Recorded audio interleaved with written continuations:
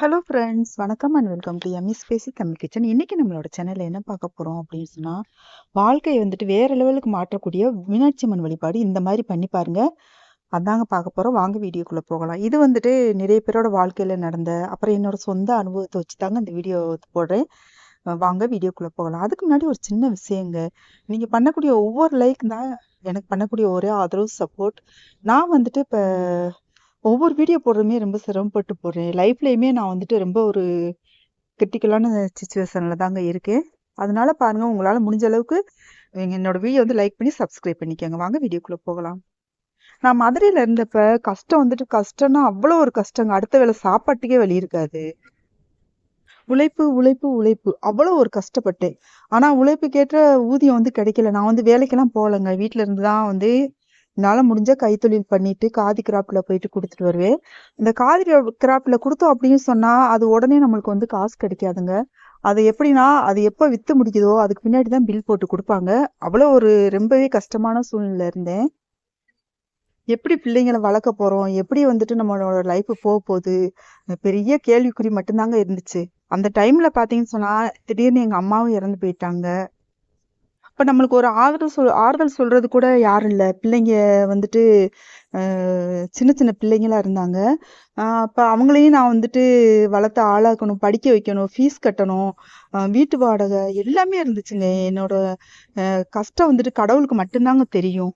நான் அவ்வளவு ரொம்ப கஷ்டப்பட்டேன்னு வச்சுக்கோங்க. அப்ப என்ன செஞ்சேன், நாங்க மதுரையில தாங்க இருந்தோம். என்னோட அம்மா வழி குடும்பம் அம்மாவும் சரி அப்பாவும் சரி ரொம்பவே நல்ல வசதியானவங்க தான். ஆனா காலப்போக்குல நான் கஷ்டப்படுற சூழ்நிலைக்கு வந்துட்டேன். அந்த டைம்ல என்னோட அம்மாவும் இறந்து போயிட்டாங்க. அப்ப திக்கு தெரியாம நின்றேன் பாருங்க. நடு காட்டுக்குள்ள நம்மளை கொண்டு போய் தனியா நிப்பாட்டிட்டு இரவு நேரத்துல சுத்தி பாத்தீங்கன்னு சொன்னா எவ்வளவு காடா இருக்கும், எவ்வளவு மிருகங்கள் இருக்கும், எவ்வளவு விஷ பாம்புகள் இருக்கும். இதுக்கு நடுவுல எல்லாம் நம்ம உயிர் தப்பிச்சு வர்றது எவ்வளவு ஒரு பெரிய விஷயம் பாருங்க. அந்த மாதிரி சிச்சுவேஷன்ல தான் என்னோட லைஃபும் இருந்துச்சு. அப்போ என்னால ஒண்ணுமே பண்ண முடியல. அது வரைக்கும் நான் மீனாட்சி அம்மன் கோயிலுக்கு அவ்வளவு ஒன்றும் பெருசா போனதே கிடையாது. அவ்வளவா போனதே கிடையாதுன்னு வச்சுக்கோங்க. மதுரையில தான் பிறந்தோம் வளர்ந்தோம். ஆனா எங்க அம்மா அப்பா போயிட்டு வருவாங்களே தவிர சின்ன பிள்ளைங்க எங்களை எல்லாம் வீட்டுல விட்டுட்டு போயிருவாங்க. பெரும்பாலும் எங்களை கூட்டிட்டு போனதே கிடையாதுங்க. அது வரைக்கும் மீனாட்சி அம்மனோட அறிமுகமே எனக்கு இல்லைங்க. நான் என்ன செஞ்சேன், ஒரு தடவை மீனாட்சி அம்மன் கோயிலுக்கு போயிட்டேங்க. போயிட்டு சரி உள்ள போயாச்சு. உள்ள போயிட்டு அம்மனை பார்க்கும்போது அப்படியே என்னோட அம்மாவை பாக்குற மாதிரியே இருந்துச்சுங்க. அந்த சாயல், அந்த உருவம், நான் இருக்கேன் நீ கவலையே படாத அப்படின்னு சொல்ற மாதிரி இருந்துச்சுங்க.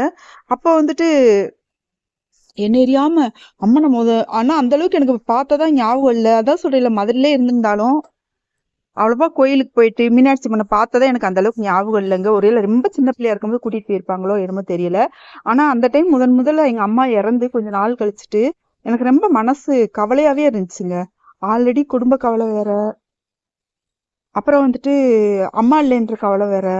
அப்படி இருக்கும்போது ஒரு நாள் மீனாட்சி அம்மன் கோயிலுக்கு போயிட்டு அந்த அம்மனை நேருக்கு நேரம் அப்படியே நல்ல ஒரு தரிசனம் கிடைச்சுங்க. மதிய நேரம் நான் போனது அதாவது நட சாத்துவாங்க இல்லையா, அதுக்கு கொஞ்சம் முன்னாடி டைம்.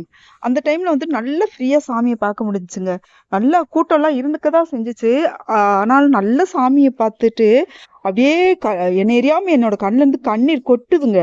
சாமிகிட்ட அது கேட்கணும் இது கேட்கணும் அப்படின்லாம் எதுவுமே தோணல. என் கண்ணுல இருந்து அப்படியே தார தாரையா கொட்டுது கண்ணீர். அம்மனை பார்த்துட்டு எங்க அம்மாவே பார்த்த மாதிரி, அப்படியே ஒரு எங்க அம்மாவே திரும்பி வந்துட்ட மாதிரி, அப்படியே ஒரு ஃபீலிங். அப்படி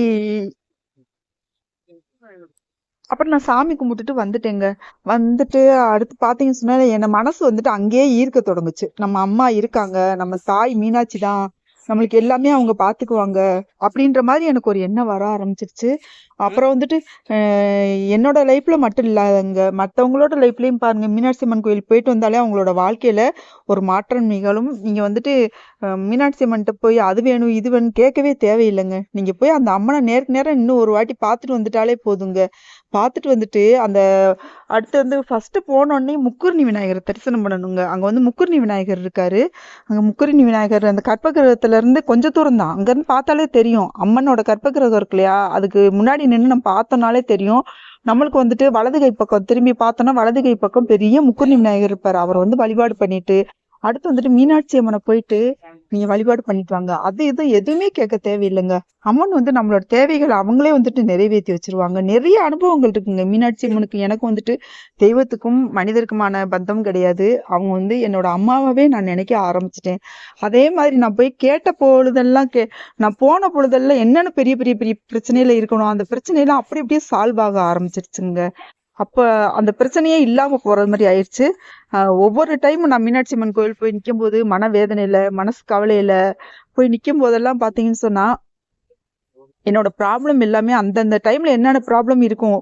அதாவது ப்ராப்ளம்லாம் வந்துட்டு எப்படின்னா மொத்தமா சால்வ் ஆயிடுச்சுன்னு சொல்ல முடியாதுங்க. நம்ம மொத்த கவலை ஒரே நாள் எல்லாமே தீர்ந்து போறது கிடையாது. நாளைக்கு பொழுது நம்மளுக்கு எப்படி போகும் நம்மளுக்கே தெரியாது.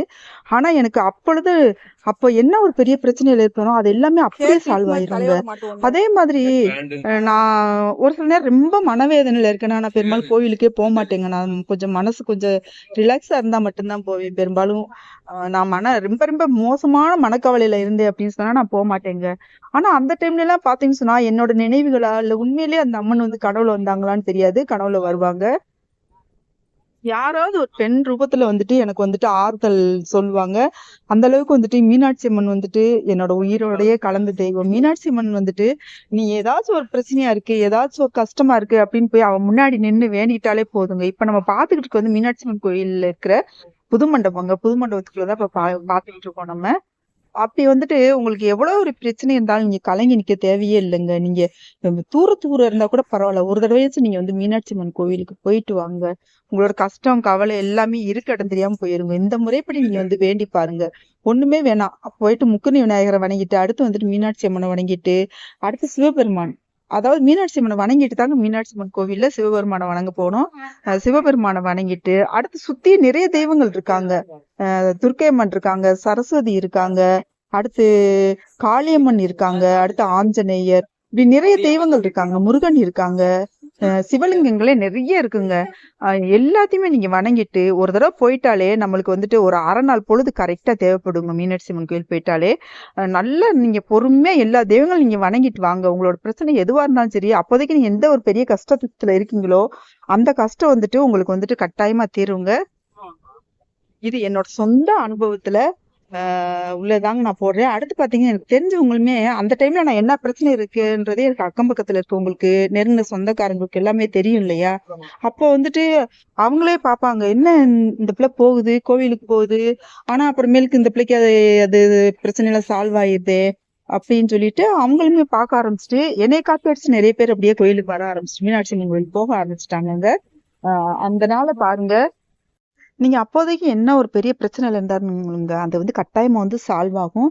இந்த முறைப்படி நீங்க வந்து வணங்கிட்டு வாங்க. அது வேணும் இது வேணும்னு கேட்காதீங்க. அம்மனோட முகத்துக்கு நேரா நீங்க நல்லா பார்த்துட்டு மட்டும் தரிசனம் மட்டும் பண்ணிட்டு வந்துருங்க. அது தானாவே வந்து அப்போதைக்கு என்ன தேவை இருக்கோ, என்ன பிரச்சனை கஷ்டம் இருக்கோ, இல்ல ஏதாவது வேண்டுதல் இருக்கோ அது கட்டாயமா வந்து நிறைவேறுங்க. இது வந்து நான் நிறைய தடவை வந்துட்டு என்னோட அனுபவங்கள்ல உணர்ந்த உண்மை. இந்த வீடியோ பிடிச்சிருந்துச்சுன்னா உங்க மேலான கருத்துக்களை கமெண்ட்ல தெரியப்படுத்துங்க.